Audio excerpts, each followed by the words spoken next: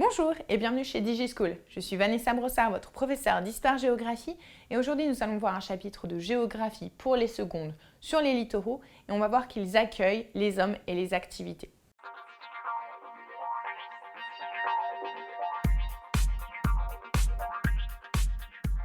Pour introduire le mot littoral, il faut d'abord essayer de le définir. Le littoral, c'est une zone de contact entre trois éléments, l'air, la terre et la mer. C'est aussi un anthroposystème, c'est-à-dire un espace qui a été modifié par l'homme. Il est associé entre le domaine maritime et le domaine terrestre. À l'échelle planétaire, il existe une littoralisation des sociétés humaines. La littoralisation, c'est la concentration des hommes et des activités sur les littoraux. En effet, 2/3 de la population mondiale habitent à moins de 100 km d'un littoral. Les densités sur les littoraux sont en moyenne 5 fois plus élevées que dans le reste des autres territoires. On constate également que les 3 mégalopoles se situent sur les littoraux. Première mégalopole, la mégalopolis, celle qui est située aux États-Unis.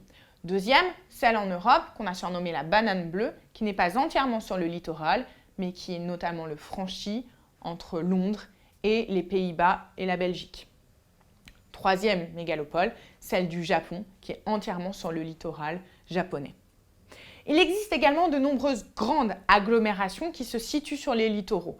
Par exemple, Los Angeles, qui est située sur la côte ouest des États-Unis. Cette littoralisation des activités et cette littoralisation des métropoles, elle s'explique par plusieurs raisons. Première raison, les atouts naturels du littoral. En effet, le littoral permet le développement économique, mais également la localisation près des plages et donc des loisirs. Deuxième, les raisons historiques. En effet, les littoraux sont souvent les lieux d'arrivée des migrants qui auparavant arrivaient par bateau. C'est le cas par exemple de New York.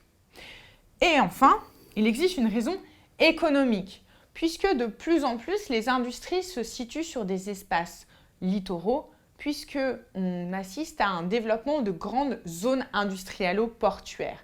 Des ports sont ainsi associés à des grandes industries comme la pétrochimie.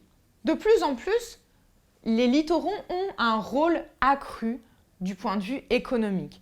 C'est une zone de contact entre les différents espaces. Se concentrent alors les activités industrielles dans les littoraux, mais également les activités portuaires et les activités tertiaires, notamment les services et le tourisme.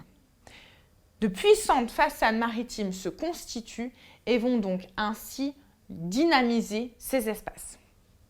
Il faut aussi se remémorer que le littoral est la première destination touristique dans le monde. Donc, cela oblige à une forte urbanisation des littoraux. Ces littoraux vont donc accueillir les populations issues du tourisme. Il faut donc aménager des hôtels, mais également des loisirs et d'autres infrastructures.